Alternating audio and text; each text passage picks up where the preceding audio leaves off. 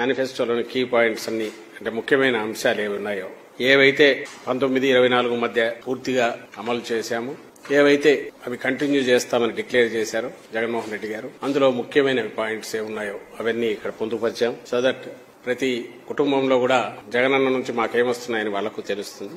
దాంతోపాటు ఇంకోవైపు క్యాలెండర్, ఈ క్యాలెండర్ వాళ్ళ ఇంట్లో డైలీ పనికొస్తుంది. రెలవెంట్ పాయింట్స్ వాళ్ళకి ఏమున్నాయనేది ఇక్కడ తెలుస్తుంది, వాళ్ళ ప్రయోజనాలు ఏం కలుస్తాయనేది. ఇంకొక అట్రాక్షన్ దీంట్లో ఇది ఫోటో ఫ్రేమ్ లాగా ఫోటో పెట్టుకోవచ్చు.